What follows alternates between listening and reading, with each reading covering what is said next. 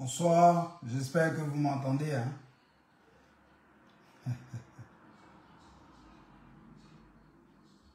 Ivan Tige de Manioc, soit salué. Ivan Vrai Prosper Atoko. Joël Don, bonsoir. J'espère que vous m'entendez. Si vous m'entendez, laissez juste un message.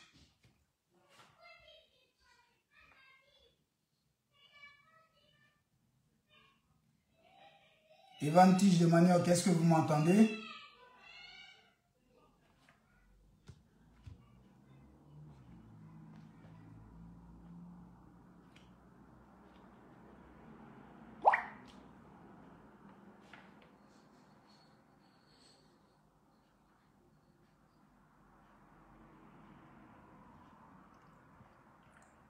Bonsoir, camarade Blandine Aipo.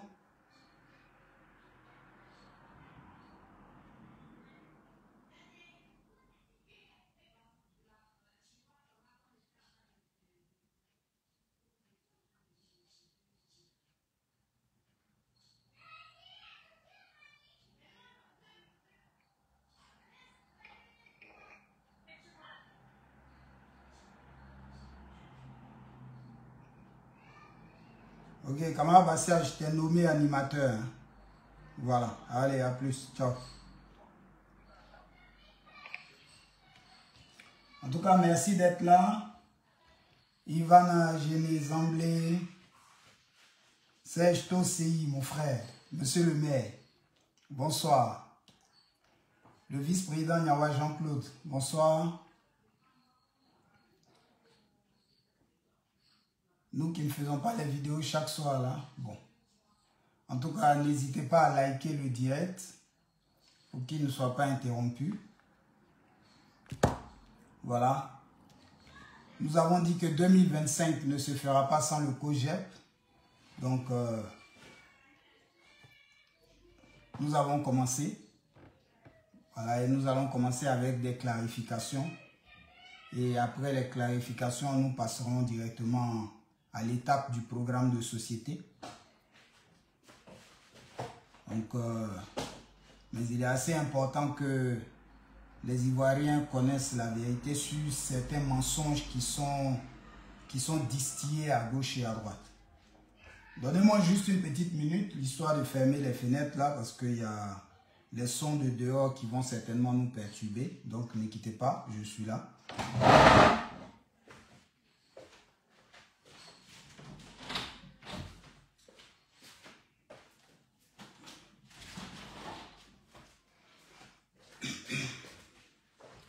Voilà.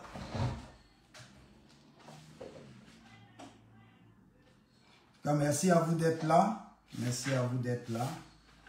Nous allons commencer dans quelques minutes. Bonsoir, camarade coordinatrice Léa Denise Coucougnon. Merci d'être là.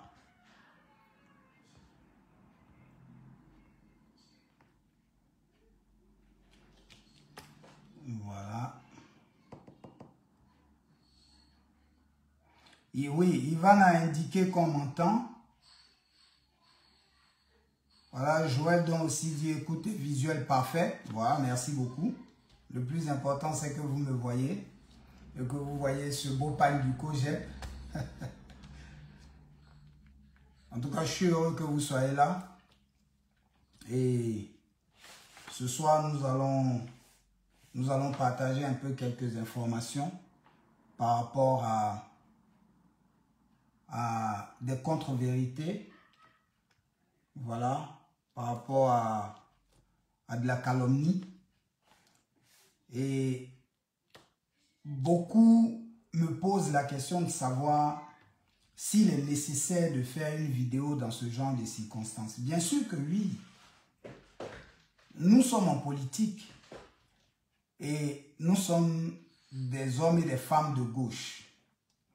Et il y a un élément primordial qui régit notre fonctionnement à gauche, c'est la contradiction.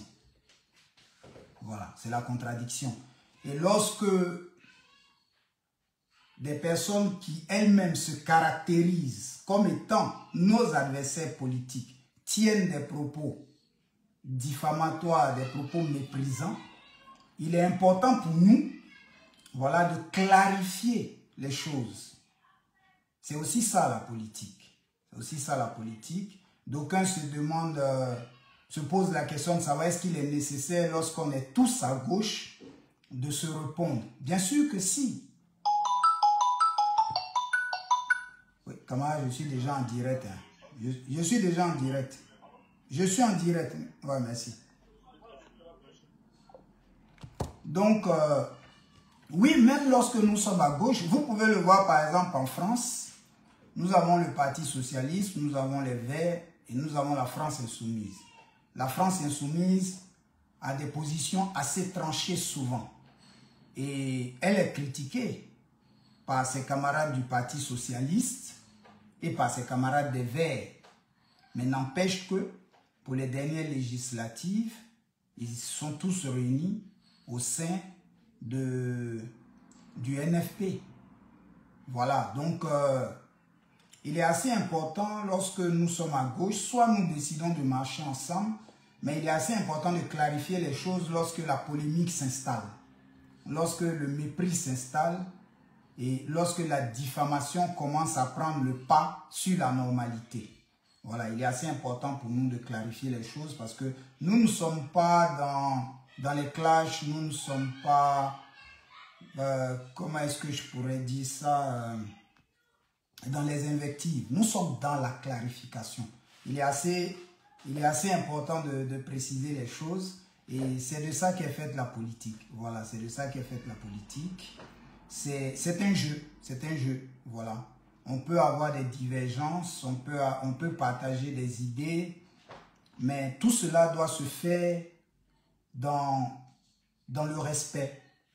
Voilà, dans le respect, tout cela doit se faire dans la vérité. C'est assez important. Parce que lorsqu'on a pour objectif de diriger une nation, c'est-à-dire de conduire des peuples, il est assez important que nous soyons véridiques.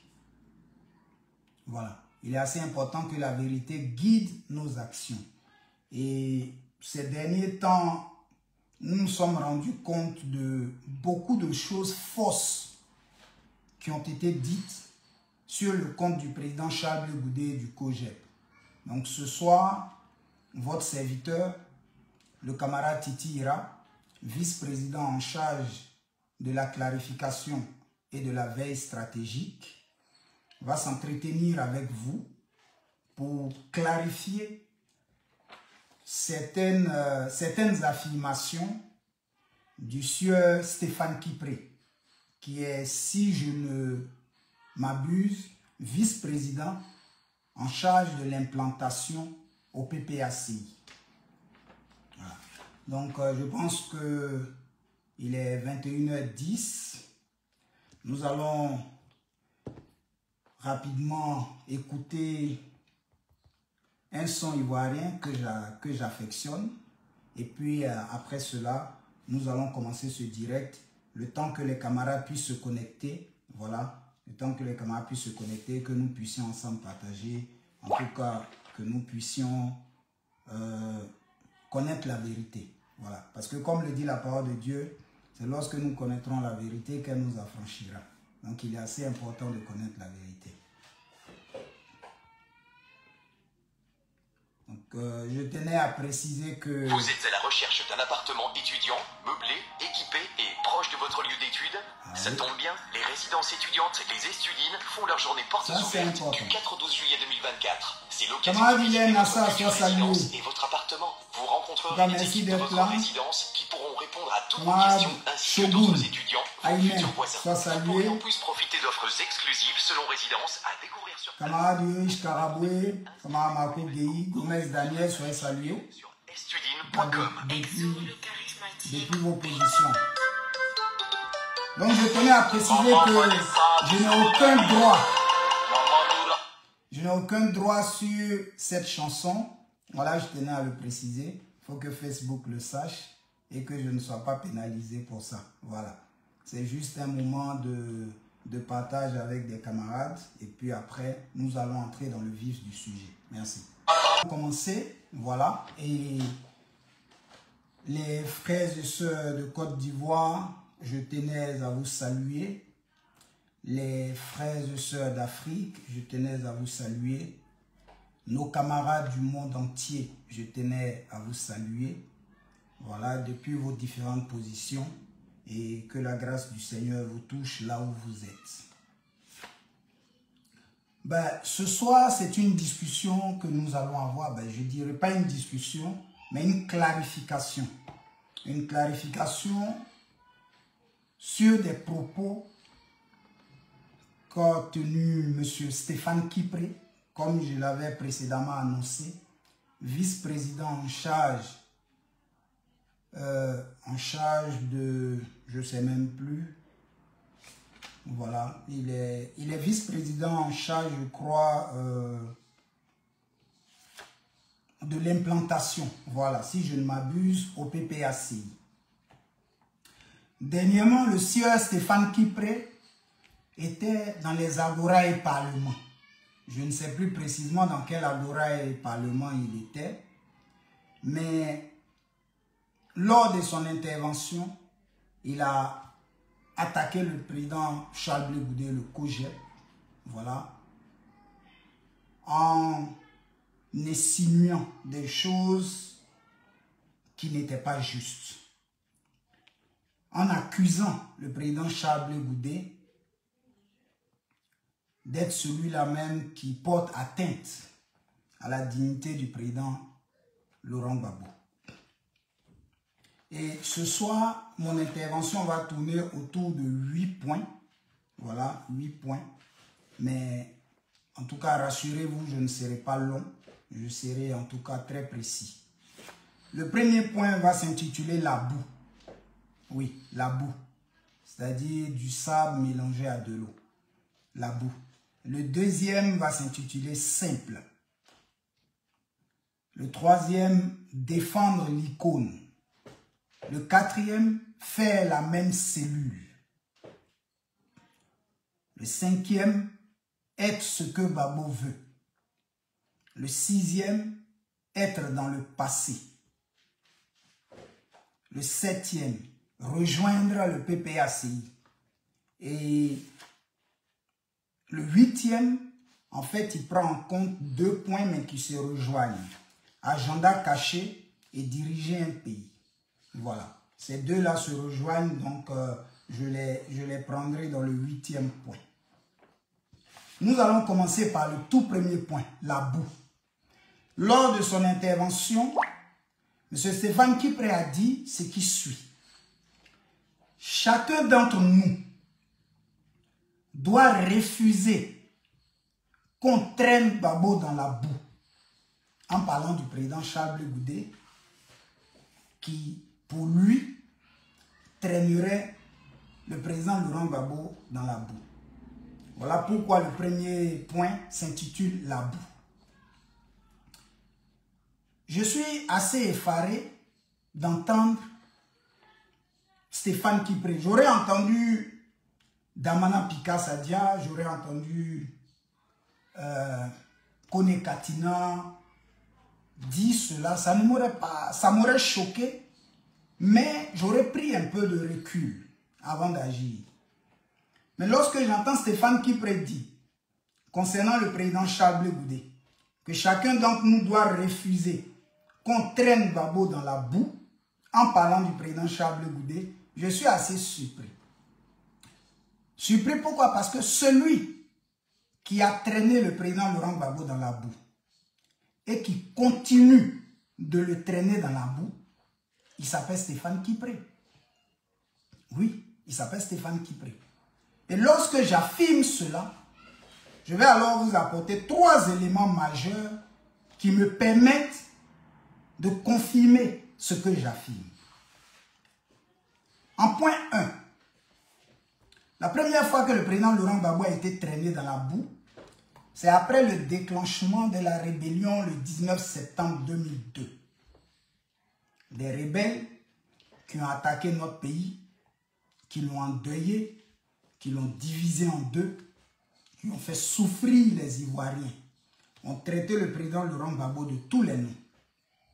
ont participé à ces gouvernements successifs, l'ont méprisé, jusqu'à ce qu'en 2011, il soit traîné dans la boue au sens propre de la chose. Mais M. Stéphane Kipré appartenait à cette rébellion-là, qui a traîné le président Laurent Gbagbo dans la boue, qui a attaqué la Côte d'Ivoire et qui a ensanglanté notre pays. Ça, c'est le point 1. Il faut le retenir. Donc, lorsqu'il parle de ne pas traîner le président Laurent Gbagbo dans la boue, je l'ai dit tout à l'heure, j'aurais entendu Picasso le dire. Je ne serais pas content, mais ma réaction aurait été autre. Mais venant de Stéphane Kipré, je ne peux pas l'accepter.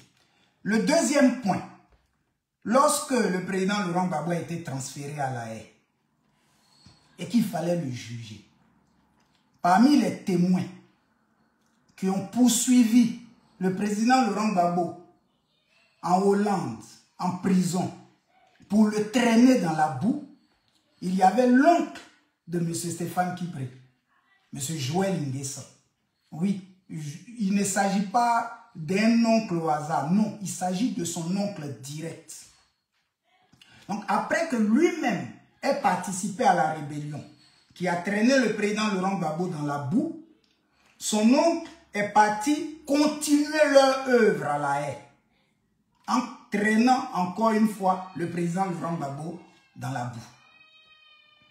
Mais ce qui est important de savoir, c'est que Charles Blé Goudé, qui est accusé de traîner le président Laurent Gbagbo dans la boue, lorsque M. Joël Nguessan est arrivé à La Haye pour traîner le président Laurent Gbagbo dans la boue, son neveu, qui était président de parti en son temps, n'a pas produit un seul communiqué pour se désolidariser de son oncle. Il ne l'a pas fait. Oui. Lorsque mon oncle va traîner le président Laurent Gbagbo dans la boue, au moins je produis un communiqué pour me désolidariser de lui. Il ne l'a pas fait. Donc il savait ce que son oncle était venu faire et il partageait ce que son oncle a fait. Parce qu'il avait ses objectifs propres. Mais nous aurons l'occasion d'en parler. Il a fallu que ce soit Charles Blé Goudé qui est accusé aujourd'hui, qui envoie ses avocats pour défendre le président Laurent Gbagbo face à l'oncle de Stéphane Kipré, qui était venu traîner le président Laurent Gbagbo encore une fois dans la boue. Et tenez-vous bien, après qu'il ait été interrogé par Maître Ndri Claver, à la pause, M. Joël Nguessan dira à Maître Ndri Claver, jeune frère, tu es baoulé comme moi, et puis c'est toi qui m'as fatigué comme cela là-bas. C'est toi qui m'as honni devant tout le monde. Mais Maître Ndri Claver, il est connu comme étant l'avocat du président Charles Blé Goudé. Si Maître Ndri Claver s'est opposé à la forfaiture de M. Joël Nguessan, c'est parce que son client qui défendait Charles Blé Goudé le lui a demandé. Donc comment peut-on accuser Charles Blé Goudé de traîner Laurent Gbagbo dans la boue au moment où lui-même se pose en défenseur du président Laurent Gbagbo face à celui-là même qui juge qu'il ne faut pas traîner le président Laurent Gbagbo dans la boue, pourtant a envoyé lui-même son oncle à La Haye pour la sale besogne. Le troisième point, ça ce sont des faits passés. Le troisième point est un fait actuel. Vous n'êtes pas sans ignorer que actuellement, il y a des poursuites contre M. Stéphane Kipré. Nous avons tous appris dans la presse qu'il est poursuivi et recherché en France pour des faits de délits financiers. Oui, il est impliqué dans ce que je ne pourrais pas appeler détournement, je ne sais pas véritablement, mais en tout cas, il est impliqué dans des délits financiers. Ses appartements étaient perquisitionnés, des centaines de milliers d'euros y ont été trouvés. Il a été convoqué, en tout cas pour ce que la presse nous a donné comme information, et pour ce que nous avons pu lire, il a prétexté avoir mal au cœur. Voilà pourquoi il ne pouvait pas se rendre à la convocation. Mais pourtant, malgré son mal de cœur, il pouvait aller s'arrêter dans un parlement Yagora et critiquer le président Charles Goudé. Mais revenons au fait. Aujourd'hui, nous savons tous que sur son dernier plateau de télé, le journaliste Diarasouba a demandé au président Charles Goudé s'il pouvait sauver la gauche. Le président Charles Goudé a affirmé ce qui suit. Il a dit non. Le leader de la gauche s'appelle Laurent Gbagbo. Il n'y a que lui qui puisse sauver la gauche. Moi, je ne suis rien. Et je répondrai lorsque le président Laurent Gbagbo nous appellera pour sauver la gauche.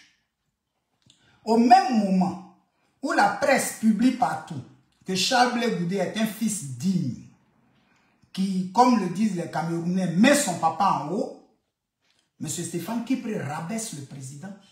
Parce qu'aujourd'hui, il traîne le président dans la boue. Parce que nous lisons dans la presse qu'un collaborateur du président Laurent Gbagbo est impliqué dans des malversations financières. Ce n'est pas pour arranger les choses du président Laurent Gbagbo.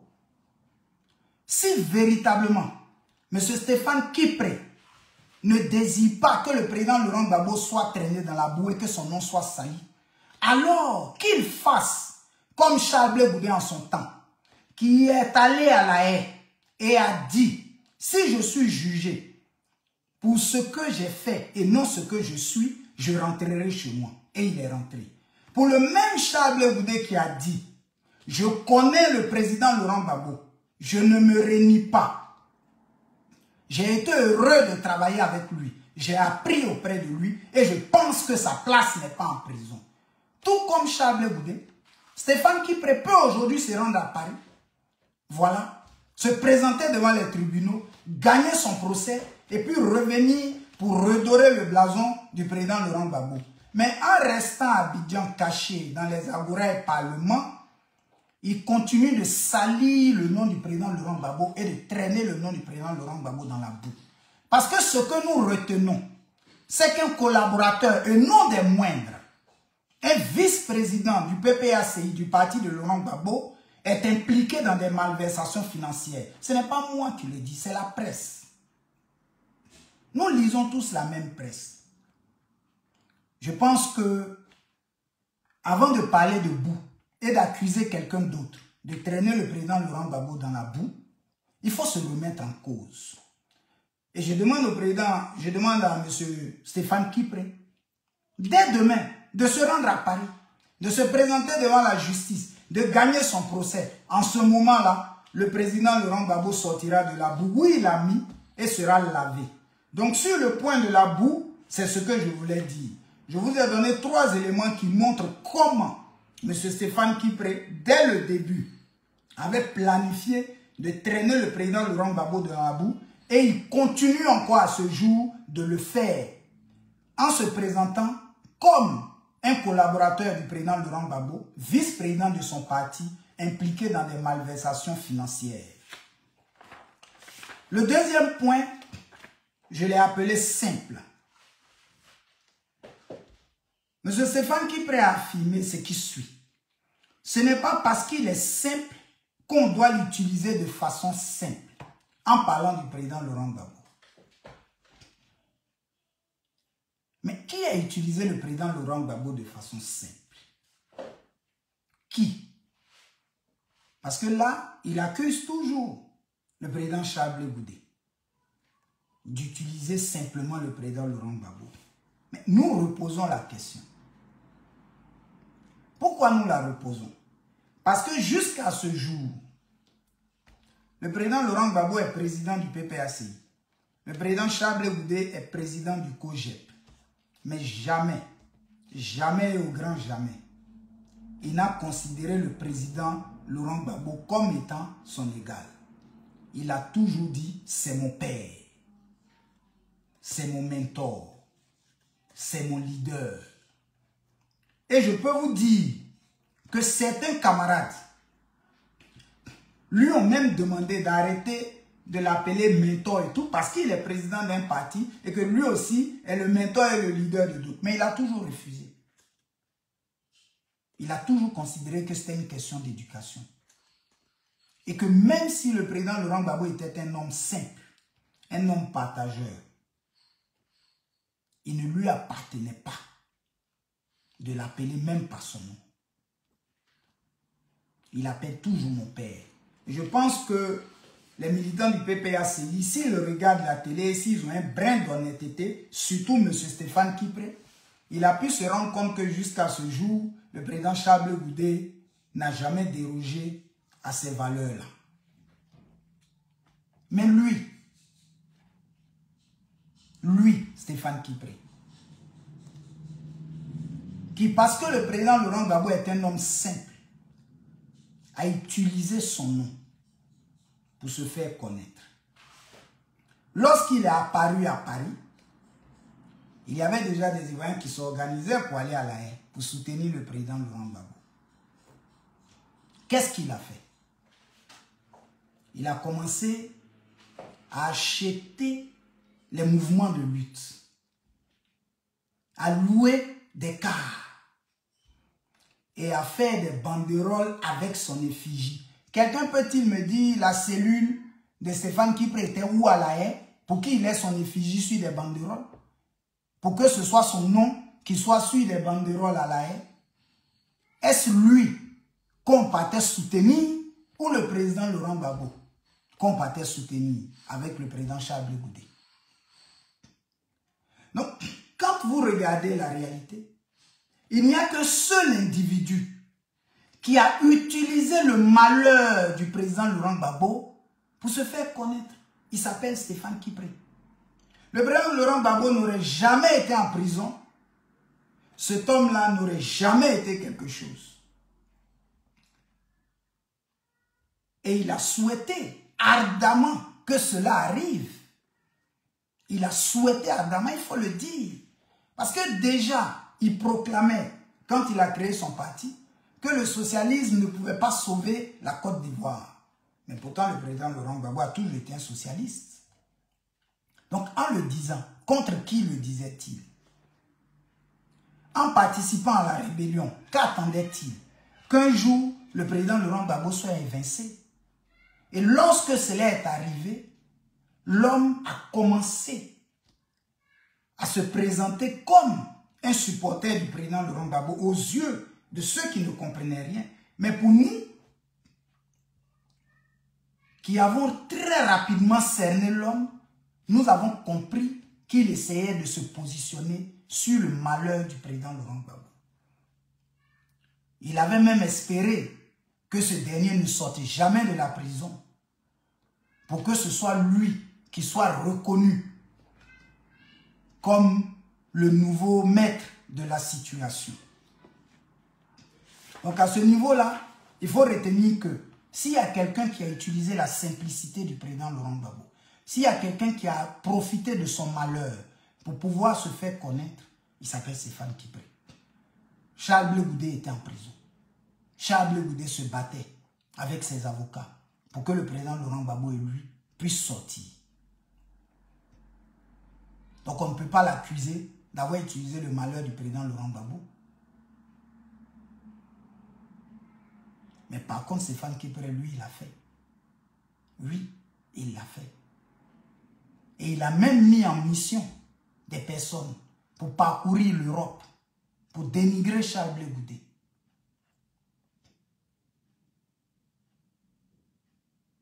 Nous allons passer au troisième point, qui est défendre l'icône. Et concernant ce point-là, M. Stéphane Kipré affirme ce qui suit. Nous devons défendre notre icône. Je me pose la question de savoir contre qui veut-il défendre son icône. Charles Goudé n'est pas un adversaire. Charles Goudé n'est pas un ennemi du président Laurent Gbagbo. Charles Goudé a toujours considéré le président Laurent Gbagbo comme son père. Donc, contre qui veut-il défendre le président Laurent Gbagbo? Qu'est-ce qui se prépare contre le président Laurent Gbagbo que Stéphane Kipré sait que nous ne savons pas? Parce qu'il faut se poser les vraies questions dans ce genre de situation. Souvent, il y a des non-dits dans les dits. Qu'est-ce qu'il sait que nous ne savons pas? C'est la question que je suis venu lui poser ce soir. Parce que nous sommes tous prêts à défendre notre icône, Laurent Gbagbo, le père du multipartisme en Côte d'Ivoire. Mais il faut que nous soyons informés de ce que Stéphane Kipré sait que nous ne savons pas. Du danger que court le président Laurent Gbagbo pour que nous puissions le défendre. Oui, c'est assez important pour nous. Nous voulons tous défendre le président Laurent Gbagbo. Et je pense que Stéphane Kipré sait des choses que nous ne savons pas. Il faut alors qu'il nous le dise. Dans quel bois sacré est-il rentré? Qu'est-ce qu'il a entendu? Qu'est-ce qui se prépare? Ou bien prépare-t-il lui-même quelque chose et il cherche un bouc émissaire? Nous posons la question. Oui. Parce qu'aujourd'hui, nous voyons un Laurent Gbagbo assez épanoui, qui fait des meetings, qui tourne en Côte d'Ivoire sans souci. Mais le fait que M. Stéphane Kipré vienne nous dire il nous faut défendre notre icône, il y a certainement des choses qu'il sait, qui se préparent que nous ne savons pas. Parce que nous aussi, nous voulons défendre le président Laurent Gbagbo. Nous nous étions donné cette mission-là hier. Et nous n'avons pas encore pris notre retraite. Donc ce soir, je l'appelle à venir nous dire ce qu'il sait. Oui, parce qu'il y a beaucoup de non-dits. Souvent, les gens disent une phrase sans se rendre compte qu'ils viennent de s'exposer.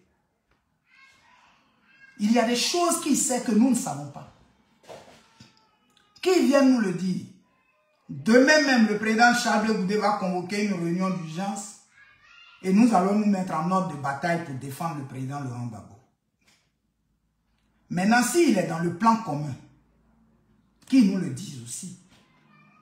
Parce que d'où vient-il subitement qu'il faille défendre le président Laurent Gbagbo? D'où? Depuis le 17 juin 2021, le président Laurent Gbagbo est rentré en Côte d'Ivoire. Il tourne. Il a rencontré le président de la République à 2 ou 3 reprises. Il fait des meetings, il fait des réunions. Comment se fait-il que subitement, M. Stéphane Kipré nous informe qu'il faille défendre le président Laurent Gbagbo? Contre qui? Contre quoi? Pourquoi? Qui nous donne les informations? Et nous nous mettrons en ordre de bataille. Parce que, comme l'a dit le président Charles Blé Goudé, le chef de la gauche, c'est le président Laurent Gbagbo. Qu'on l'aime ou qu'on ne l'aime pas, c'est ce qui est. Et nous sommes des hommes de gauche et des femmes de gauche. Et nous allons nous ranger derrière notre chef naturel. Si éventuellement, il est attaqué, si éventuellement, il encourt un danger. Donc, qu'est-ce que M. Stéphane Kipré sait qu'il ne nous dit pas? Parce que sinon, d'où vient-il que là, subitement, dans un parlement et agora, il faille défendre le président Laurent Gbagbo? Donc, je voulais vraiment finir avec ce 3e point en demandant aux militants du PPACI d'exiger de leur vice-président qu'ils nous disent les dangers que court le président Laurent Gbagbo, de la part de qui et comment, pour que nous puissions nous mettre en ordre de bataille. Parce que pour nous, le président Laurent Gbagbo n'est pas en danger. Pour nous, c'est un homme épanoui. Maintenant qu'il nous informe que le président Laurent Gbagbo court un danger et qu'il faille le défendre, il faudrait alors qu'il vienne nous dire quel danger le président Laurent Gbagbo court pour que nous puissions tous ensemble nous mettre en ordre de bataille derrière le président Laurent Gbagbo. Sur ce, je vais passer au point suivant. Faire la même cellule M. Stéphane Kipré affirme ce qui suit. Il y a des gens qui pensent que pour avoir fait la même cellule que Gbagbo, ils sont Gbagbo. Non, ce n'est pas vrai. Avant même d'arriver au fait que le président Charles Blé Goudé ne se considère pas comme l'égal du président Gbagbo, je voudrais même revenir sur la session touchant au fait qu'il a été incarcéré. Vous voyez,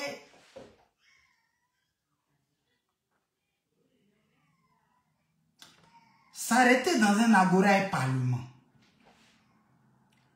et parler de l'incarcération d'une personne dans une prison internationale pendant 6 ans, sans même cligner des yeux, avec désinvolture, montre le cynisme de la personne. Oui, le cynisme de la personne. Le président Charles Blé Goudé, avant qu'il n'arrive à La Haye, nous allons retracer son chemin. Il était en Côte d'Ivoire. En 2011, recherché par les rebelles, il a dû se réfugier au Ghana. Au Ghana, il n'a pas été pris en compte par le HCR, le Haut Commissariat pour les réfugiés. Tous les autres, Stéphane Kipré, Kone Katina, Damana Picasso, eux tous, autant qu'ils étaient au Ghana, ont été pris en charge par le HCR, sauf le président Charles Blé Goudé. Pourquoi? Parce que le président Charles Blé Goudé avait 4 mandats d'arrêt internationaux sur son dos. Le président Laurent Gbagbo lui-même avait 1. Oui. Le président Gbagbo lui-même, le concerné de la crise, n'avait qu'un seul mandat.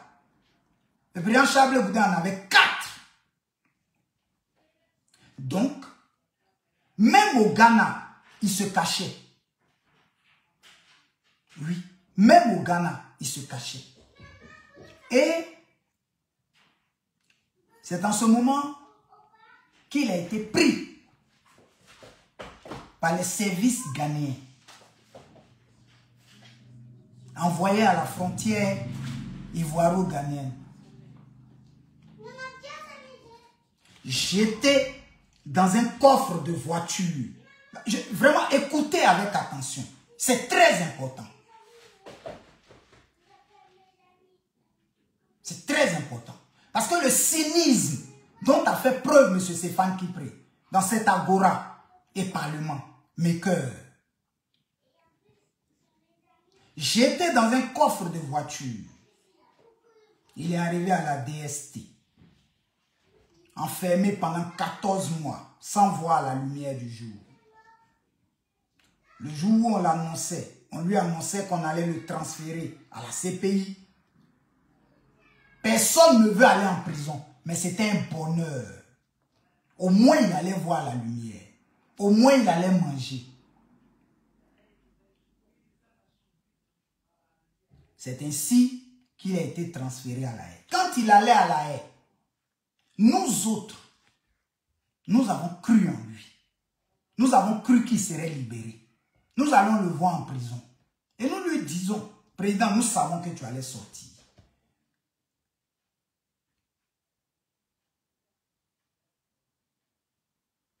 Quand vous regardez ce parcours,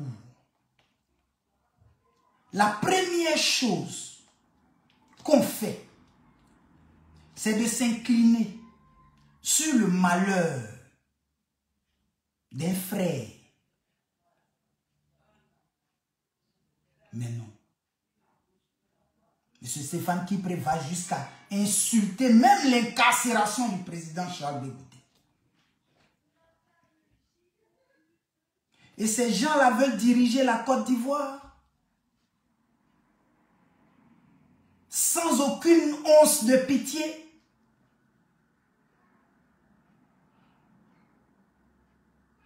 Sans aucune once de bienveillance.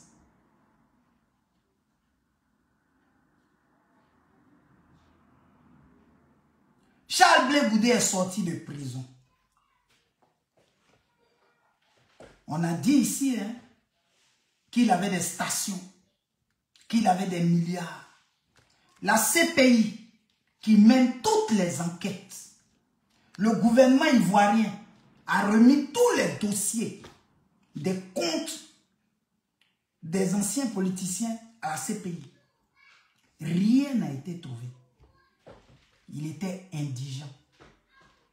C'est la CPI qui payait ses avocats. Oui, les maîtres Bougnon, les maîtres Ndri Claver, les maîtres Serizoku, les maîtres Kadji, elle-même, elle est venue même faire du bénévolat. Elle est venue faire du bénévolat.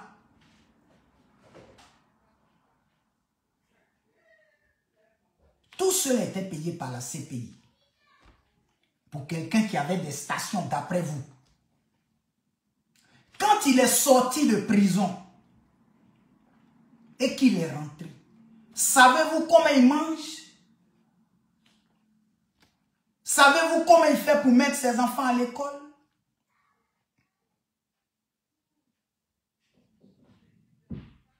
Nous sommes nés, avons grandi dans des cultures où c'est l'homme qui s'occupe du foyer.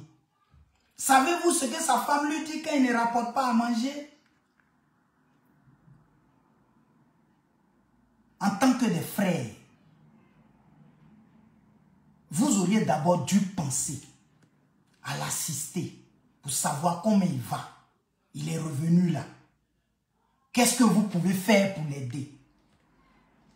Mais un tel cynisme, je ne l'ai jamais vu. Parler de l'incarcération du président Charles Goudé avec désinvolture. Non. Il y a des gens qui pensent que pour avoir fait la même cellule que Babo, ils sont Babo. Comme si faire la prison était devenu un bonheur. Mais lui qui parle, lui Stéphane Kipré, je peux comprendre un tel mépris et une telle méchanceté de sa part. Parce que jamais dans sa vie, il n'a été privé de liberté une seule minute. Je ne pense même pas qu'il ait subi même les punitions que nous avons tous eues quand nous étions enfants, lorsque nos parents nous enfermaient dans la chambre. Parce que s'il avait connu même ne serait-ce que ça, il allait parler avec un peu plus de respect de l'incarcération d'un autre frère ivoirien. Quand on parle de... Il y a des gens qui pensent que pour avoir fait la même cellule que Babo, mais diantre, de quoi parlons-nous? Charles Goudé en Côte d'Ivoire a le record de l'incarcération. Oui, si aujourd'hui on compte ceux qui sont le plus allés en prison en Côte d'Ivoire, Charles Goudé est parmi les 3 premiers, peut-être même qu'il est le premier. Quand il allait à la haie, c'était la 11e fois qu'il allait en prison. La 11e fois qu'il allait en prison, Charles Goudé. La 11e fois qu'il allait en prison, je le répète encore.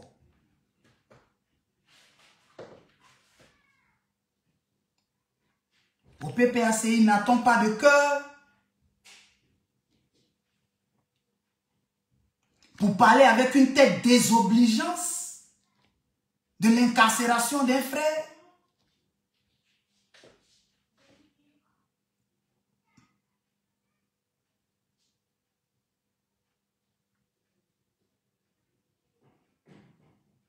Vous pensez que Charles Goudé cherche une onde en prison?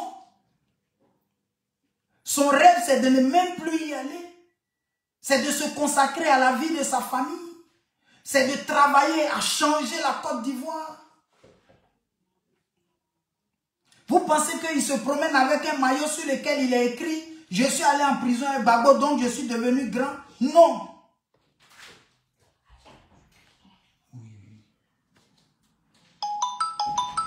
Excusez-moi, juste une minute. Oui, Hassan. Ah, ouais, ça va.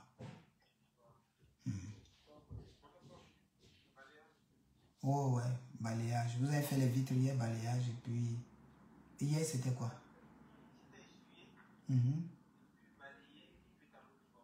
Ok, donc balayage, tableau de bord et tout. Voilà, merci. À plus. N'a-t-on pas de cœur au PPACI pour qu'un vice-président d'un parti, en plus du parti du président Laurent Gbagbo, parle avec un tel mépris de l'incarcération d'un Ivoirien? N'a-t-on pas de cœur? Mais sachez que ni le président Charles Blé Goudé, ni le COJEP ne souhaitent que M. Stéphane Kipré ne connaisse la prison un jour. Et ça, c'est vraiment avec sincérité que nous le disons. Ah oui, nous prions même que ça ne lui arrive jamais, que ça n'arrive plus jamais, en tout cas aux politiciens en Côte d'Ivoire. Nous prions pour cela. Parce que la prison, ce n'est pas un lieu de villégiature. Mais ça me fait mal. Dernièrement, Steve Beko a fait un post à l'attention d'un de nos grands frères, Nikez Assi. Un responsable du PPACI est venu l'insulter en bas en écrivant « prisonnier ». C'est-à-dire que prisonnier est devenu une injure au PPACI. Non mais c'est décevant. C'est décevant. C'est décevant. Prisonnier. Il a écrit. Et c'est un responsable du PPACI qui a écrit ça. Prisonnier. Laissez ce prisonnier-là. Comme si la prison était devenue une injure. Ton frère allait en prison. Il a été libéré. Il est rentré chez lui. La moindre des choses, là, c'est de venir lui donner de l'eau et puis lui demander comment il va. Parce qu'on ne se remet jamais de la prison. Quelle que soit ta force mentale, tu ne te remets jamais de la prison. C'est une privation pendant des années. On ne s'en remet jamais. Je suis sociologue, je sais de quoi je parle. On ne se remet pas de la privation, jamais. Et la prison est l'une des plus grandes privations qui existent. Quand ton frère subit ça, la moindre des choses, même si tu ne l'aimes pas, fais au moins semblant de lui dire Yako. Oui. Même si tu ne l'aimes pas. Mais parler avec désobligeance, avec désinvolture, avec mépris, avec arrogance de l'incarcération de quelqu'un, ce n'est pas bon. Et comme je l'ai dit, nous prions que ça n'arrive plus jamais à un seul Ivoirien qui se serait engagé en politique pour lutter pour le changement dans notre pays. Oui, nous luttons pour ça et nous prions pour ça.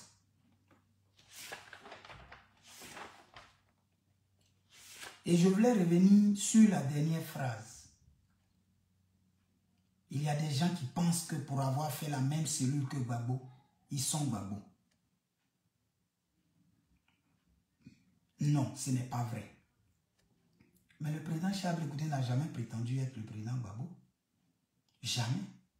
Je pense que M. Stéphane Kipré, je ne sais pas si tu es en Côte d'Ivoire, je ne sais pas vraiment sur quel nuage tu planes. En tout cas, il faut leur dire, non, qu'à bien sécher pour te donner. Parce que nous savons tous que le président Charles Blé Goudé a toujours dit, le président Laurent Gbagbo est mon père, il est mon mentor. Donc, venir dire que le président Charles Blé Goudé aurait prétendu être au même niveau que le président Laurent Gbagbo, bon, je pense que même tes propres camarades au PPACI vont te regarder avec beaucoup d'étonnement. Beaucoup d'étonnement. Voilà. Donc, ce n'est pas juste. Ce n'est pas juste. Quand on est en politique, c'est le débat qui prévaut. La calomnie n'est pas nécessaire. C'est le débat qui prévaut. avons tous un objectif commun, sauver la Côte d'Ivoire. Qu'est-ce que nous proposons? Voici la question. Le président Charles Goudé est allé à Yamoussoukro et il a égrené les 10 piliers de son programme de gouvernement pour les Ivoiriens. Et en 2025, il donnera les détails de chaque élément. Parce que nous, avec le président Charles Goudé, ce dont nous voulons parler, c'est de la sécurité des Ivoiriens. C'est de leur santé, leur éducation, leur mobilité, leur défense, l'entrepreneuriat, l'investissement. C'est de ça que nous voulons parler avec les Ivoiriens. C'est ce que le président Charles Goudé veut créer pour la Côte d'Ivoire.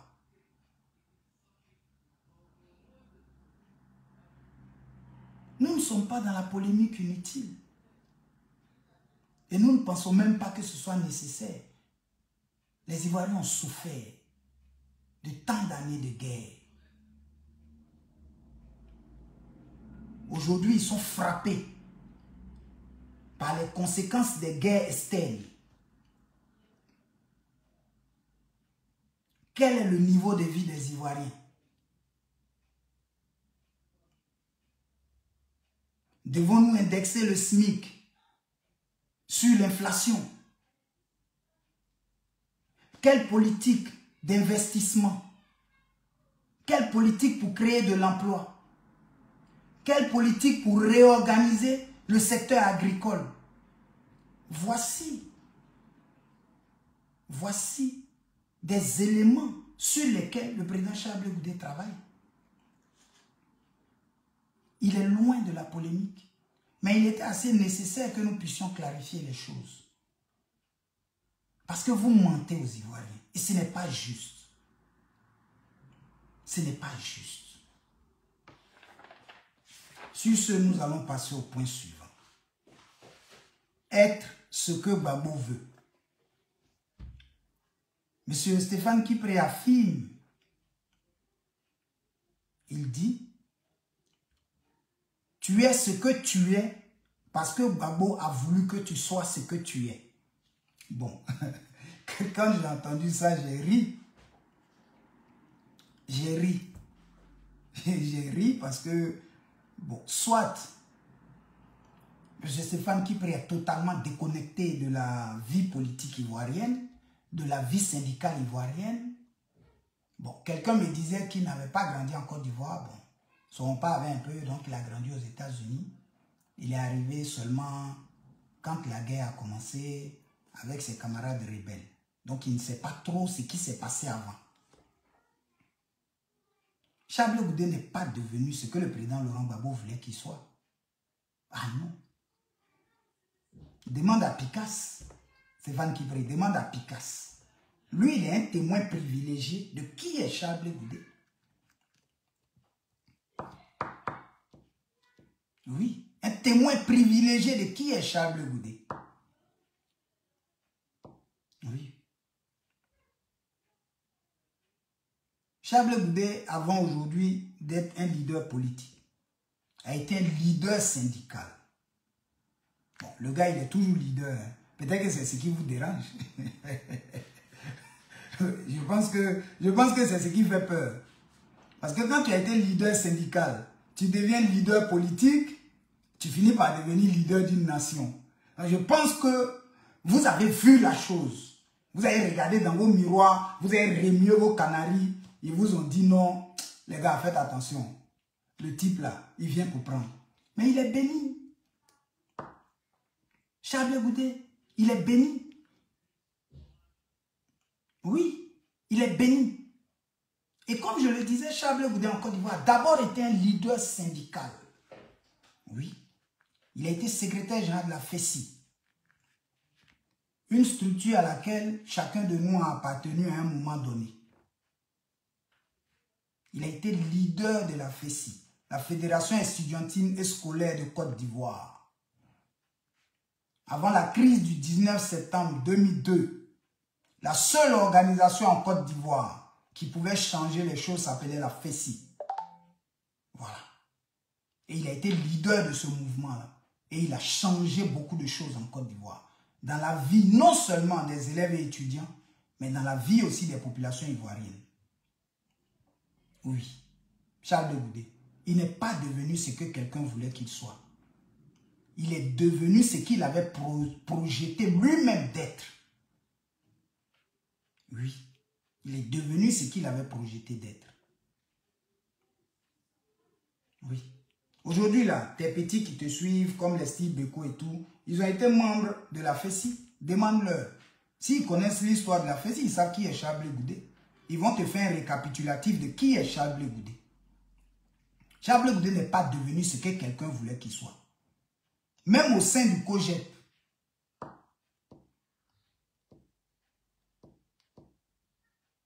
Il est devenu président du parti. Pas parce qu'il était le plus fort, le plus grand, le plus beau, je ne sais quoi. Mais c'est parce que c'est lui qui a dégagé le plus grand aura de l'amour de la patrie, de la volonté de vaincre pour le changement. Oui, je n'ai même pas honte de le dire. Moi, je suis très orgueilleux. Hein. Je pense que je suis le plus intelligent. Oui, je le dis honnêtement. Hein. Mais quand j'arrive et puis je vois mon patron Charles Blé Goudet là, je sais que je suis un petit. Voilà. Pourtant, je suis grand que vous. Donc, venez vous agenouiller. Acceptez qu'il est au-dessus de vous. Voilà. Mettez vos égos de côté. Mettez votre orgueil de côté. C'est lui le chef.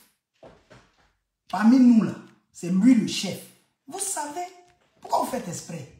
Parce que vous arrêtez dans Parlement et Agora. Et toi, tu convoques Charles Blé Goudet, Stéphane Kipré. Toi, tu convoques Charles Blé Goudet dans Parlement et Agora. Tu sais comment Parlement et Agora a été créé en Côte d'Ivoire? Tu sais comment Parlement et Agora a été créé? Et contre qui? Contre tes amis et toi hier. Hein? Aujourd'hui, toi, tu vas convoquer Charles Blé Goudet dans Parlement et Agora. Non, non, ce n'est pas sérieux. Les gars, venez faire allégeance. C'est tout. Moi, à votre place, je n'aurais rien dit. Rien. À votre place, là, j'aurais regardé les choses se faire. Et j'aurais analysé au fur et à mesure. Et puis, un matin, voilà, je me lève, je viens, je fais allégeance. J'ai dit, chef, je suis à ta disposition. C'est tout. Bon, parce que tout ce que vous avez dit maintenant là, et puis demain vous allez venir faire allégeance, est-ce que ça ne fait pas un peu honte? Donc, calmez-vous. Nous ne tiendrons pas compte de ce qui s'est passé aujourd'hui. Quand vous viendrez demain là, nous vous accepterons. Parce que c'est ce qui sera. Ce n'est pas une prophétie. Moi, je ne suis pas pasteur. Moi, je suis un analyste politique. Et je regarde l'échiquier politique ivoirien. Et la suite, là, je la vois. Nous allons nous retrouver tous derrière un chef. Il s'appelle Charles Blé Goudet. Et c'est avec lui que nous allons construire une Côte d'Ivoire nouvelle. Maintenant, si vous ne voulez pas, vous pouvez quitter la Côte d'Ivoire. Mais tant que vous serez dedans, c'est lui qui sera notre chef. C'est lui qui va nous conduire. Et c'est avec lui que nous allons construire la Côte d'Ivoire nouvelle. Acceptez ça aujourd'hui. Et puis c'est fini. Donc, je voudrais juste rappeler, M. Stéphane Kipré, que Charles Blé Goudet n'est pas devenu ce que le président Laurent Gbagbo voulait qu'il soit. Charles Blé Goudet est devenu ce qu'il a projeté d'être. Un leader.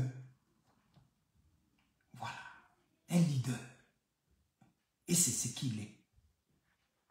C'est ce qu'il est. C'est vrai que ça peut faire un peu mal. Mais c'est comme ça. Il faut l'accepter. Et sachez que le temps des allégeances viendra. Nous ne rejetterons personne. Tout le monde sera la bienvenue. Tant que ce sera pour construire la Côte d'Ivoire et pour faire le bonheur des Ivoiriens. Donc je poursuis. Être dans le passé, c'est le prochain point. Il dit, À partir du moment où tu n'es plus avec Gbagbo, tu es dans le passé. Nous avançons. Bon. Pour vous tous qui êtes sur ce direct-là, est-ce qu'ils ont avancé? Parce que le président Laurent Gbagbo est revenu en Côte d'Ivoire depuis le 17 juin 2021. Ça fait plus de 3 ans qu'il est rentré. Et depuis 3 ans, le point central des discussions au PPACI, c'est Charles Goudé. Tel responsable prend la parole, Charles Goudé. Pika c'est parti dire, quand ton papa porte habit blanc, il ne faut pas porter habit blanc. Stéphane qui prévenu dit, ce n'est pas parce que tu as fait prison et que tu es devenu Gbagbo. Vous n'avancez pas les gars. On a l'impression que quand les Ivoiriens vous demanderont au soir de 2025 quel est votre programme de gouvernement, vous allez leur dire, Charles Goudé dit qu'il a fait prison à Gbagbo. Charles Goudé dit qu'il est contre Gbagbo. Charles Goudé a créé parti politique. Et puis, Charles Goudé, il ne respecte pas Gbagbo. Ce n'est pas un programme de gouvernement, ça. Mais non, les gars, concentrez-vous. Concentrez-vous, travaillez. Quand vous allez dans les parlements et agora, ce que les Ivoiriens ont envie d'entendre, c'est qu'est-ce que vous prévoyez pour l'agriculture? Oui, qui est le pilier de notre économie. Sa diversification, l'autosuffisance alimentaire, qui est possible en Côte d'Ivoire. C'est ce qu'ils ont envie d'entendre.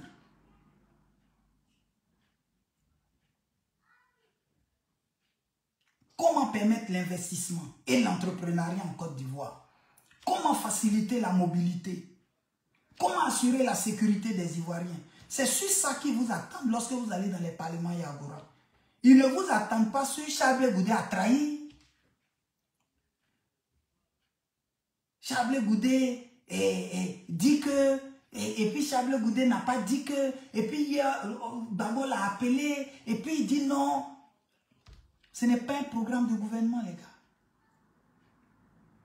À partir du moment où tu n'es plus avec Gbagbo, tu es dans le passé. Ça fait 10 ans que vous dites ça. Mais depuis 10 ans, vous ne faites que parler du président Charles Goudé. Vous n'avancez pas. Pourtant, vous prétendez avancer. Mais vous n'avancez pas. Vous envoyez même vos responsables sur des plateaux télé pour parler de Charles Goudé. C'est terrible. C'est terrible.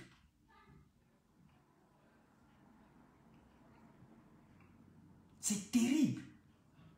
Mais en fait, je vais vous expliquer pourquoi est-ce que vous réagissez de la sorte. Vous savez, nous sommes à gauche certes, mais la gauche est traversée par différents courants de pensée, qu'on appelle des courants idéologiques. Moi, par exemple, je suis un social-démocrate, mais je suis un trotskiste. Voilà. C'est-à-dire, pour moi, tout se partage, tout se dit, tout se fait dans la société. Mais votre problème à vous, c'est que vous avez été biberonné au stalinisme-léninisme. Oui, qui est un autre courant de pensée, hein, qui est à gauche. C'est-à-dire, vous ne vous approchez même pas du marxisme, qui est un peu l'intermédiaire même entre les trotskistes et autres. Non, c'est du stalinisme, léninisme qui est pratiqué depuis l'existence du FPI. C'est-à-dire, quand on ne partage pas les mêmes idées, automatiquement est mis en place la purge. Et Awa Domelo a subi ça en son temps. Voilà, la purge. Cette pratique découle du stalinisme et léninisme. C'est-à-dire, c'est moi le chef ou le goulag. Et donc tous ceux qui suivent sont obligés de suivre aveuglément le chef pour éviter d'être victimes de la purge. Je ne sais pas si vous comprenez. Et cette pratique-là a continué au PPACI. Mais ce qui est dangereux, c'est que de nos jours, où les idéologies politiques n'existent pratiquement plus, et que seules les finances gèrent les règles, parce que le tout dernier pays communiste encore sur cette terre, c'est la Corée du Nord. Parce que même le Vietnam, la Chine, la Russie et tout, sont devenus pratiquement des sociodémocrates. Ce qui veut dire qu'ils pratiquent un peu de capitalisme pour permettre à leur économie de vivre. Mais ça, c'est un autre sujet dont on parlera. Mais je voulais dire que si aujourd'hui, où tout a changé, où même les partis communistes ont renoncé à cette pratique-là, les pays communistes, pardon, ont renoncé à cette pratique-là, vous l'appliquez encore au PPACI, cela va de soi que ce n'est plus un parti politique, mais ça devient automatiquement une secte. Oui. Parce que le stalinisme, le léninisme a entraîné ça. La déification d'une personne. Il n'y avait plus de discussion. Il n'y avait plus de débat. Il n'y avait plus de contradiction. Mais pourtant, la gauche se caractérise par la discussion, par le débat et par la contradiction. Ces trois éléments-là peuvent être houleux, mais ils demeurent. Et en définitive, on trouve un point d'achoppement et on trouve un consensus. Pratiquer le stalinisme léninisme de nos jours revient à être militant ou adepte, je ne dirais pas militant, à être adepte d'une secte, où il y a un gourou qu'on vénère. Voilà pourquoi vous agissez comme vous agissez. Donc dès qu'il y a quelqu'un qui est jugé comme n'étant pas soumis au gourou, automatiquement les adeptes se mettent en ordre de bataille contre cette personne. Il ne suffit pas de dire qu'on est social-démocrate et de ne pas l'appliquer. Chez nous, au COJEP, il y a le débat. Charles Goudé, le président, souvent il est en minorité. Et il accepte.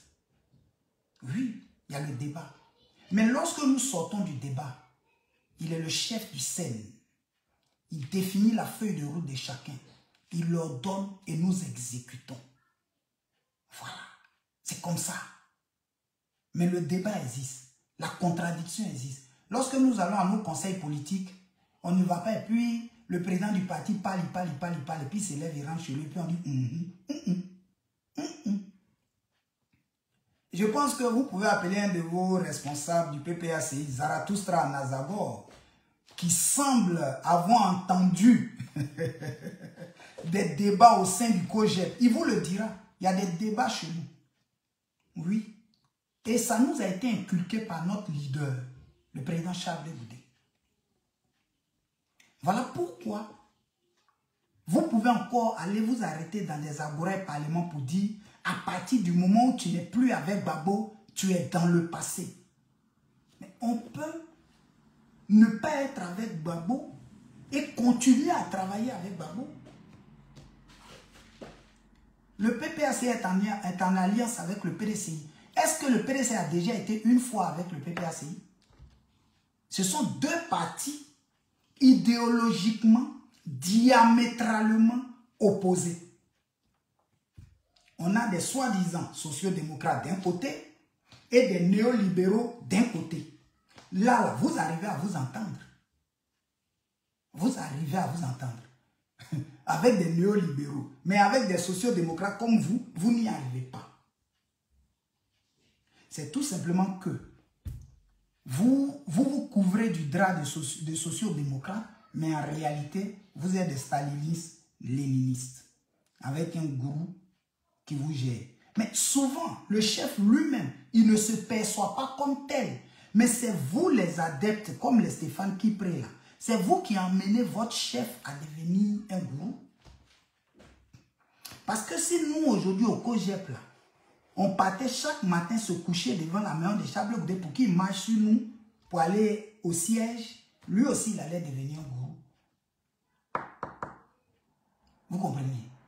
Donc, sortez un peu, revenez à la réalité des choses. Allez-y lire sur les idéologies politiques à gauche, les différents courants existants. Parce qu'au sein d'un seul parti, il peut y avoir au moins 5 courants différents. Oui, oui. Les partis sont traversés par des courants. Mais ça, c'est... Je pense qu'on pourra avoir un autre direct où je pourrai vous donner plus d'éléments et plus de connaissances à ce niveau-là. Mais je voulais juste vous dire ce soir qu'il faut sortir de cette forme politique qui n'existe pratiquement plus. Lénine est mort il y a longtemps. Staline est mort il y a longtemps. Ils ont amené tous ceux qui étaient opposés à eux au goulag. Trotsky même qui était l'ami de Lénine, il a foutu au goulag parce qu'il s'opposait à lui. Voilà, donc ce sont, je crois que c'était Lénine ou Staline, je vais revoir ça, mais en tout cas il a foutu au goulag. Voilà. Pourtant nous sommes dans un monde moderne qui est régi aujourd'hui par le capital et par les finances. Seulement que nous les sociodémocrates, nous nous appuyons sur 2 éléments fondamentaux, la production et le partage. Nous aurons l'occasion de l'expliquer parce que la production en elle-même englobe plusieurs éléments. Il ne s'agit pas juste de produire des matières premières. Il s'agit aussi de produire des richesses intellectuelles. Il s'agit de produire, en tout cas, dans tous les secteurs de la société et de partager les revenus de cette production-là. Voici ce sur quoi nous travaillons au COGEP. Voici ce que nous développons comme idée. Voici ce qui occupe notre temps au COGEP. Nous ne sommes pas dans la polémique de savoir qui a dit bonjour à qui n'a pas salué qui a donné l'argent pour préparer, et puis qui n'a pas préparé sauce graine, mais qui a préparé djunglé. Non, ce n'est pas ce qui nous intéresse. Ce n'est pas ce qui nous intéresse. Non, ce qui nous intéresse, nous, c'est la mobilité des Ivoiriens. Nous avons 4 fleuves en Côte d'Ivoire. Comment est-ce que nous les utilisons pour le transport fluvial? Voici les idées que nous avons au COGEP. Parce que ce sont des richesses, ces 4 fleuves-là. On peut avoir des ports sur ces fleuves-là, des mini-ports. On peut permettre le transport d'une zone à une autre sans encombrer le port d'Abidjan et les routes. Oui, oui. Sans encombrer nos routes. Il y a beaucoup de gros camions qui partent d'Abidjan pour l'ouest. S'il y a capacité d'utiliser nos fleuves, nos bateaux pourront passer par là et il y aurait un petit port à Gezabo, par exemple. Et de là, les gros camions pourront continuer à acheminer les marchandises vers l'ouest, vers le nord. Ce qui fera que le tronçon entre Abidjan et Yamoussoukro sera totalement dépourvu de gros camions qui créent en permanence des accidents et qui détruisent la route. Voilà. Voici les réflexions que nous avons au COGEP. Nous avons des richesses dans notre pays. 4 fleuves. Est-ce que vous savez ce que ça représente en termes de richesse? Voici nos réflexions. Savoir si Chablé Goudé a fait la même cellule que le président Laurent Gbagbo, je pense que c'est un fait. Ce n'est pas ce qui nous intéresse. Mais nous allons poursuivre. Et nous allons arriver au point 7. Rejoindre le PPACI. J'ai ri lorsque j'ai entendu cette partie. Il dit, quand ton père dit, laisse ta maison et rejoins-moi, un enfant qui est digne, il ne réfléchit pas. Et puis, il rentre dans la maison. Bon. Je pense que là, revenons au premier point, la boue. Quand je disais que Stéphane Kipré traînait le président Laurent Gbagbo dans la boue, je pense que là, vous en rendez compte. Le président Laurent Gbagbo que nous on connaît là, père du multipartisme, peut-il dire à quelqu'un, quitte ton parti pour nous rejoindre? Bon. Est-ce que Stéphane Kipré sait de qui il parle? Le président Laurent Gbagbo, qui a combattu le président Félix Houphouët-Boigny pour instaurer le multipartisme en Côte d'Ivoire. Multipartisme, je vous dis ce que ça veut dire. Multi et partisme. Il y a multi, beaucoup, et parti. Donc, qui a demandé la création de plusieurs partis, qui a lutté pour que nous obtenions la création de plusieurs partis en Côte d'Ivoire. C'est ce Laurent Gbagbo là qui va dire à des gens de ne pas créer parti, mais de venir faire ce que lui-même, il a combattu hier, c'est-à-dire le parti unique. Est-ce que Stéphane Kipré connaît Laurent Gbagbo? Est-ce que Stéphane Kipré connaît Laurent Gbagbo? Parce que s'il connaissait Laurent Gbagbo, il n'allait pas sortir une telle aberration de sa bouche. Laurent Gbagbo ne peut pas avoir lutté pour le multipartisme et puis s'opposer aujourd'hui au multipartisme. Ce n'est pas vrai. Et puis même prenons le symbole. Quand ton papa dit quitte ta maison, bon, sincèrement, à vous et moi, jusqu'à aujourd'hui là, les gars qui dorment chez leur papa à la Sikoji là, on se moque d'eux, non? Honnêtement. Jusqu'à aujourd'hui, les vieux pères qui ont 40 ans qui dorment chez leur papa à la Sikoji là, on se moque d'eux, non? On les traite de fainéants, de vagabonds. Depuis quand un fils sort, il s'en va, il travaille, il trouve sa maison, il prend sa femme, il fait ses enfants, il les met à l'école, il les nourrit. Et puis son papa a venu lui dire non, il faut laisser ta maison là, prends ta femme avec tes enfants, viens t'asseoir chez moi. Bon, si ce n'est pas pour insulter le président Laurent Gbagbo, comment Stéphane Kipré peut penser que le président Gbagbo peut dire ça?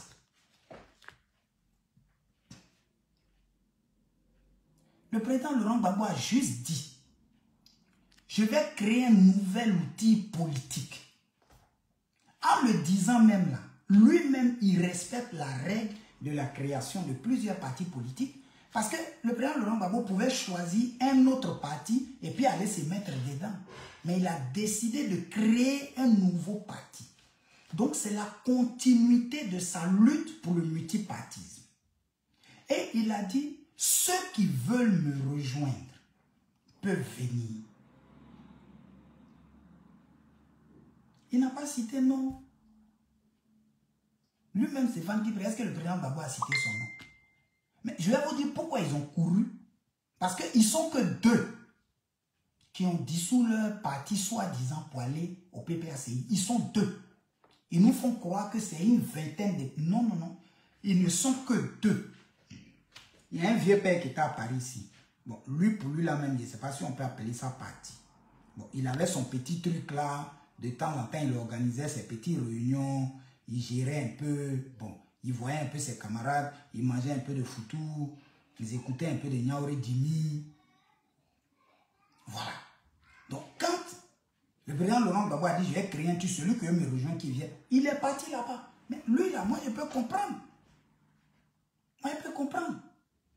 Il est parti là-bas. Bon, Stéphane Kipré, il sait pourquoi il est parti au PPACI. Le gars là a créé parti. Il est venu ici en Bengue. Il a essayé de nous acheter. Nous avons refusé. Son UNG là, ça n'a pas démarré. Voilà. Ça n'a pas démarré. Pas du tout. Mais il y a un deuxième point. C'est que quand Stéphane Kipré partait au PPACI avec UNG, là, il avait un plan derrière la tête. C'était pour faire une OPA sur le PPACI. Mais ça, je vais vous expliquer ça dans une autre vidéo. Tenez-vous tranquille. Il partait pour faire une OPA et il continue son action d'OPA sur le PPACI. Depuis qu'il est arrivé, il y a certains camarades, j'ai dit dans une autre vidéo, j'ai cité leur nom. Restez tranquille. Il a commencé à donner l'argent à gauche et à droite. Il a commencé à demander le poste qu'il voulait. Picasse qui faisait bruit au début, qui croyait qu'il avait trouvé l'homme là. Et puis il parlait mal à Charles Goudé là. Demandez-lui. Demandez-lui. Oui, oui. Il a laissé UNG, il est venu au PPAC pour faire une OPA. Il cherchait un parti à acheter. Un parti qui a un nom, qu'il allait acheter. Et puis, un matin, le leader, Laurent Gbagbo, allait lui donner la place. Et puis, c'est mal connaître le PPAC, Stéphane Kipré. Les anciens gars du FPI, là, qui sont au PPAC, là, tu ne les connais pas. Ton OPA que tu veux faire, là, il faut oublier ça. À ta place, moi, j'ai économisé mon argent. Je vais te donner juste un exemple. Je vais te donner un exemple. J'espère que tu te souviens au moins du ministre Bani, lui qui a fait le CDVR. Bon. En 2015, il voulait être candidat. Il est allé voir les FPI Gore, qui était géré par paix à son âme, le doyen Aboudraman Sangaré. De toute façon, aujourd'hui, tu payes et puis ils sont derrière toi. Là. Voilà. Ils étaient comme ça derrière Bani. Bani a dépensé au bas mot, je dis au bas mot, 1 milliard. Il a travaillé sur tous les responsables. Il a travaillé sur chacun. Gala Kolebi, là, j'ai dit son nom. Hein. Gala Kolebi, qui publie tes vidéos aujourd'hui, là, à qui tu donnes peut-être des petits trucs, il publie les vidéos, il nage chaque le boudé, le cogep là. Ils dormaient devant le portail de Bani. D'après eux, ils étaient les communicants. Oui, oui. Ils dormaient devant le portail. Il s'appelle Gala. J'ai dit son nom. Il peut porter plein contre moi. Hein. C'est encore bon. Et puis, on va parler. Ils dormaient devant le portail de Bani. Bani a dépensé au bas mot 1 milliard. Au bas mot. Eux tous, ils ont une voiture. Chacun a eu son argent de poche. Leurs enfants sont allés en Bengué. Oui, oui. Quand Bani a fini tout ça là, quand l'élection est arrivée là, et puis ils lui ont dit au calme que non, tant que leur patron ne revient pas, eux ils ne participent à aucune élection.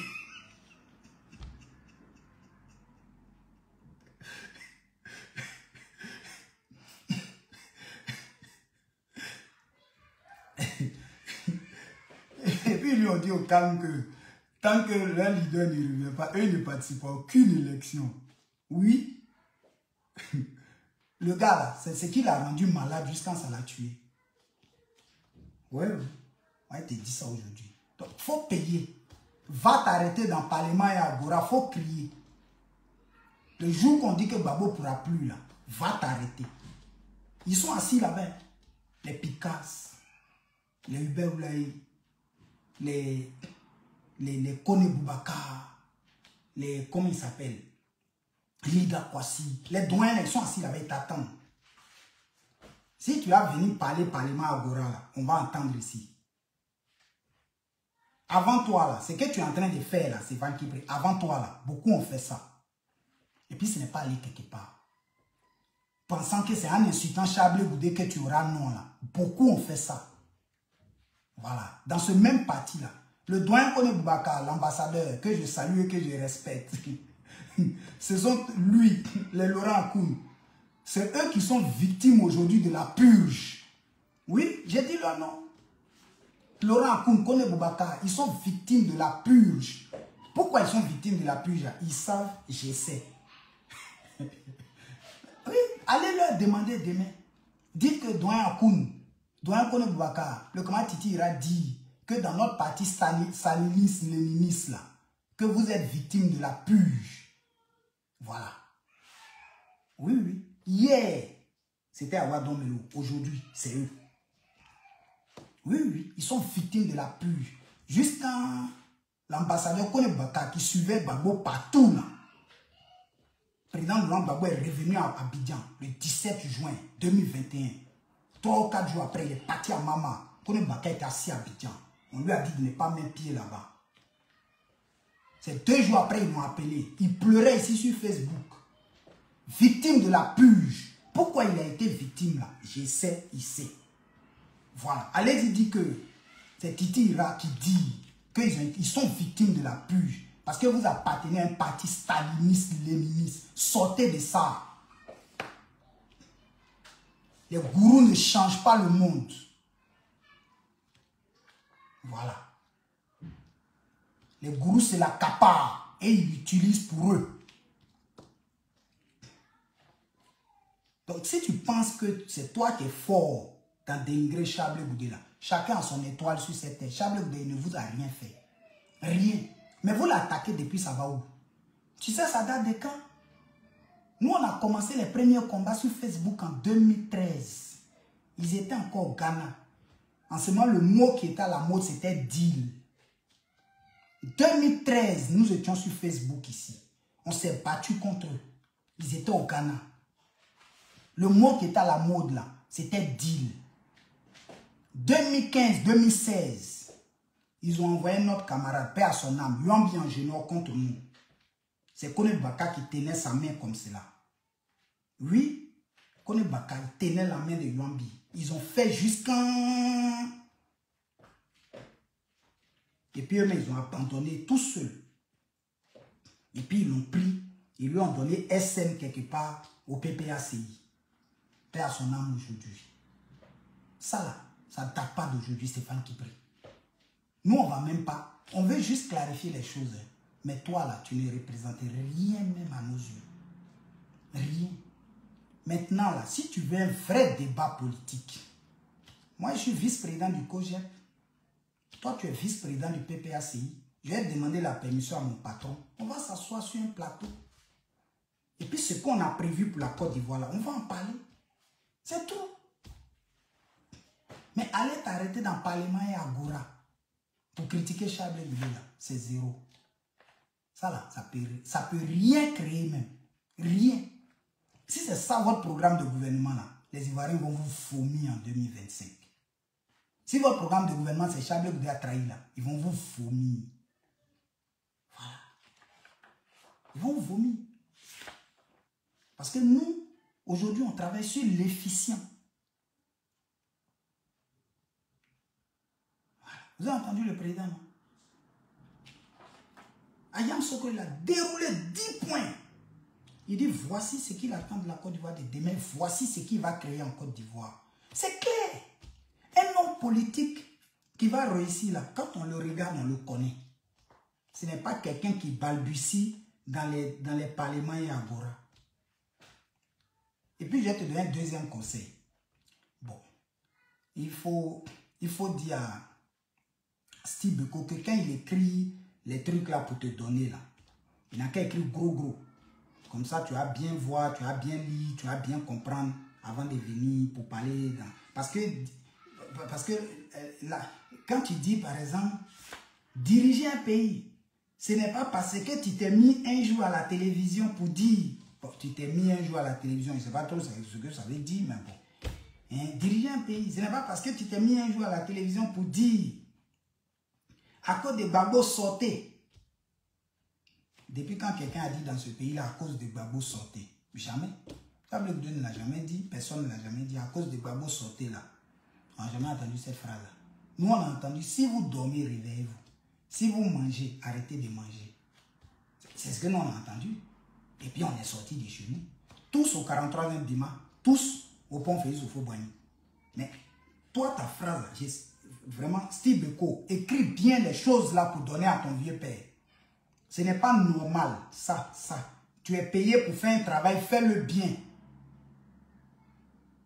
Voilà. Tu es payé pour faire ça, fais-le bien. Le gars là, longtemps, il paye lait pour les biberons de tes enfants. Il faut bien faire le travail. C'est pas normal.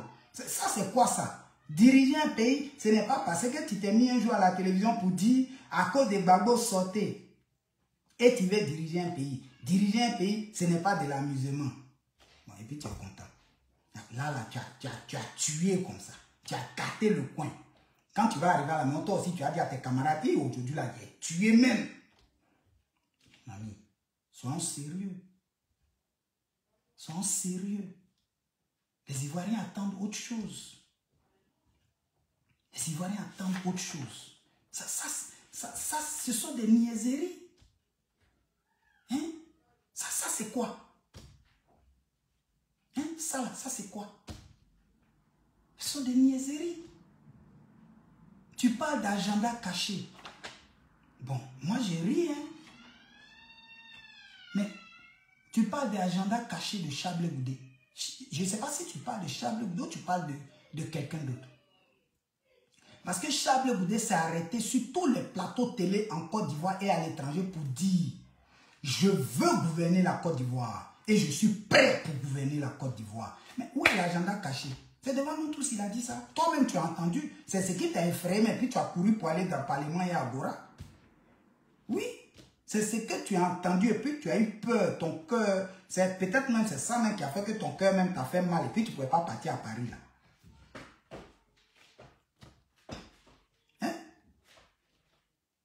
C'est ça même, quand tu as entendu, je veux gouverner la Côte d'Ivoire et je suis prêt pour gouverner la Côte d'Ivoire. Quand tu as entendu ça, boum, que l'a fait. Tu dis, on dit viens à Paris, tu dis ça va pas. C'est ce que Chablé Goudé a dit là. Où est l'agenda caché? Où est l'agenda caché? Chablé Goudé a dit clairement qu'il veut gouverner et il est prêt. Mais il est prêt et nous savons qu'il est prêt. Et nous allons l'accompagner parce qu'il est prêt. Parce que nous, ces collaborateurs-là, nous ne sommes pas juste des collaborateurs. Nous sommes aussi ses contradicteurs. Nous avons discuté avec lui pour l'évaluer et nous savons qu'il est prêt. Oui, il est prêt. Il a toutes ses capacités physiques, mentales, intellectuelles. Il a tout ce qu'il faut pour diriger la Côte d'Ivoire. Et il va diriger la Côte d'Ivoire, que vous le voulez ou non.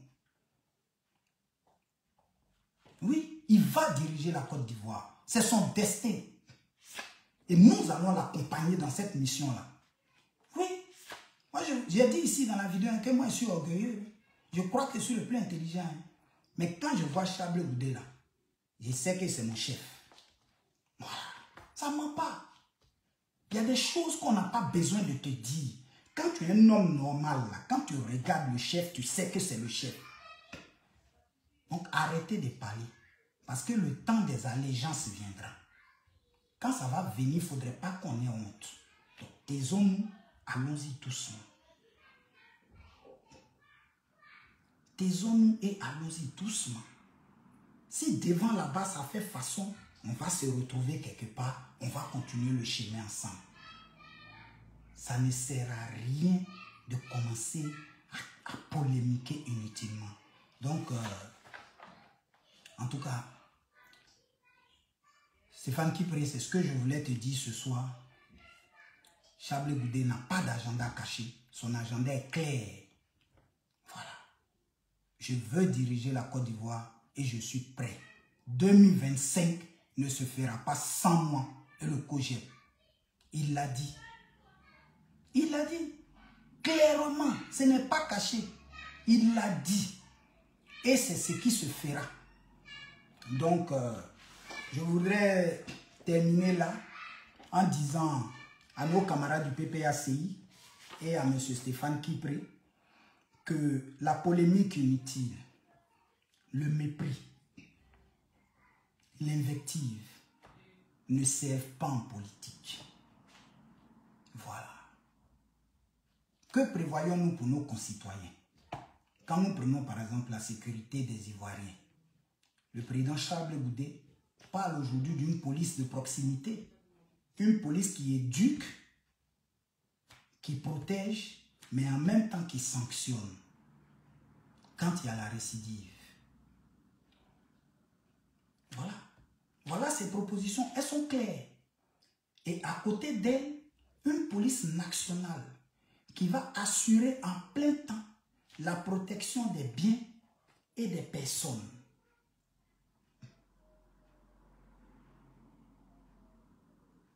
Lorsque nous prendrons le pouvoir, et c'est pour bientôt,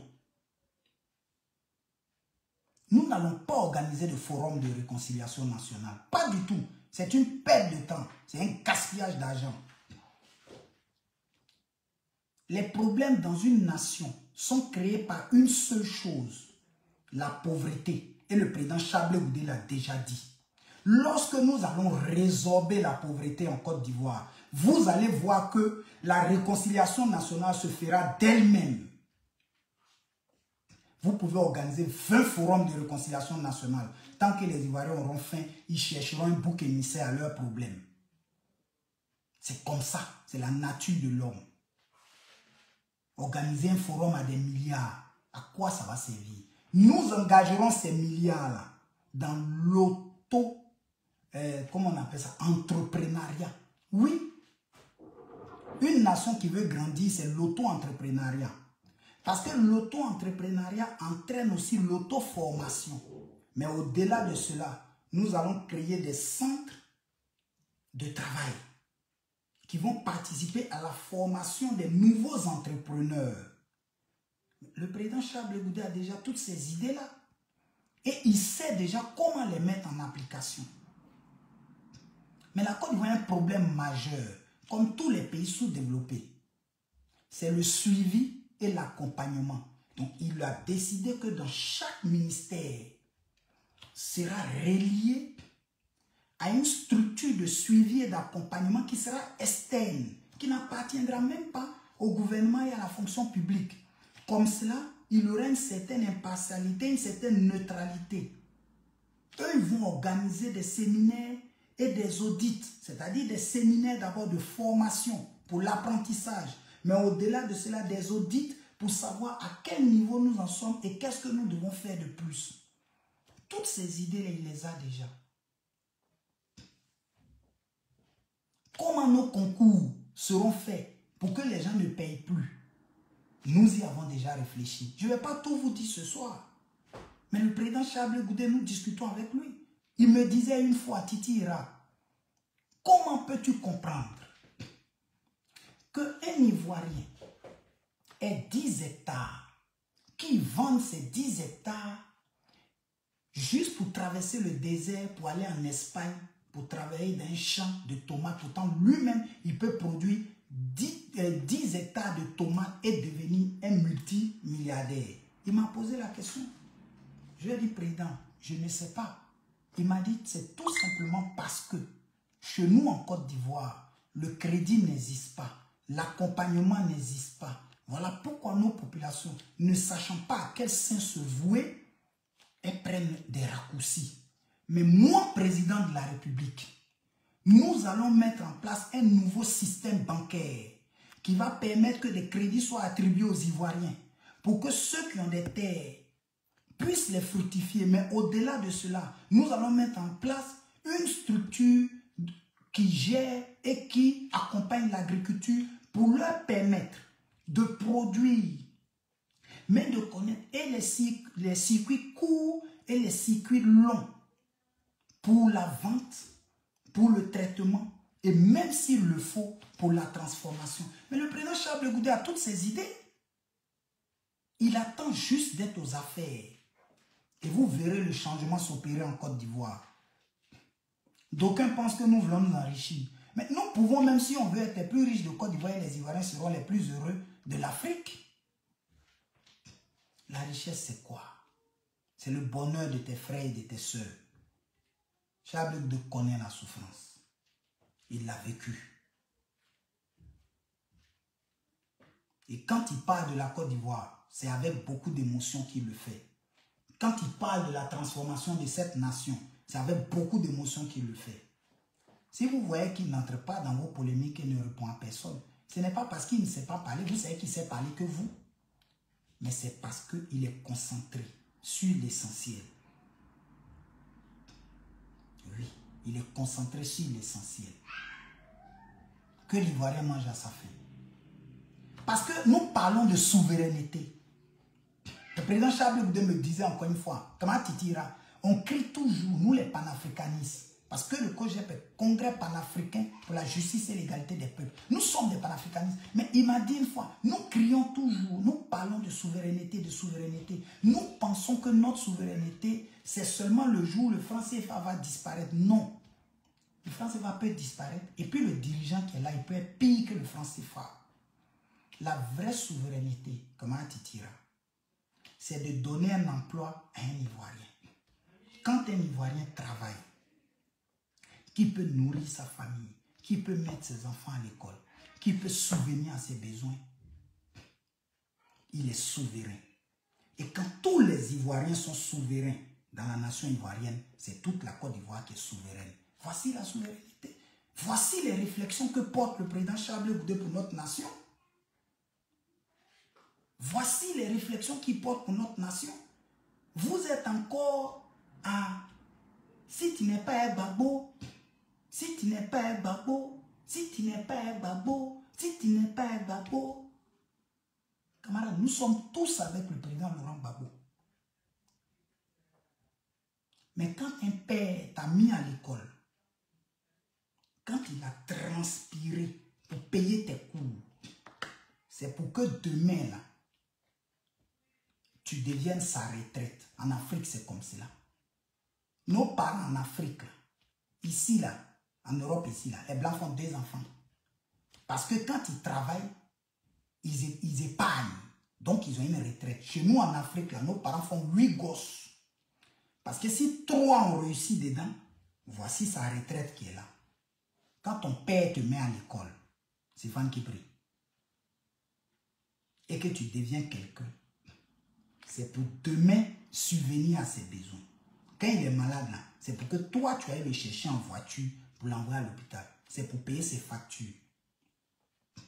Ce n'est pas pour aller t'asseoir dans sa maison et puis manger son riz de retraite, gaspiller son courant de retraite, gaspiller son eau de retraite. Toi, ta femme et tes enfants, des fainéants, vous êtes assis dans la retraite du vieux, vous ne foutez rien. Voilà pourquoi je dis tu ne connais pas le président Laurent Gbagbo. Parce que ce n'est pas de lui que tu parles. Tu parles de quelqu'un d'autre. Tu parles de quelqu'un d'autre. Ce n'est pas du président Laurent Gbagbo que tu parles. En tout cas, je voulais m'arrêter sur ça. Je pense que j'ai été assez long. Voilà, une vidéo de 1h45 minutes. Ce n'est pas dans mes habitudes. Je me limite à 1 heure. Mais il était vraiment important que nous parlions. Parce qu'au-delà même d'expliquer aux Ivoiriens que tout ce que le sieur Stéphane Kipré a dit dans le Parlement et Agora était des mensonges, il était aussi important de présenter l'homme d'État, Charles Blé Goudé, et la vision qu'il a pour la Côte d'Ivoire. Voilà. Donc, je pense que sur ce, j'ai dit et je vous souhaite une très bonne soirée. Merci à tous d'avoir été là. Et puis, nous nous retrouverons une autre fois. Ce ne sera plus pour parler d'un individu, parce que ce n'est pas ce qui prime pour nous au COJEP, mais ce sera pour parler de nos idées, pour parler de notre programme et pour parler de ce que nous avons prévu pour la Côte d'Ivoire nouvelle. Donc, que Dieu vous garde, chacun chez vous, et puis on reste ensemble. Merci.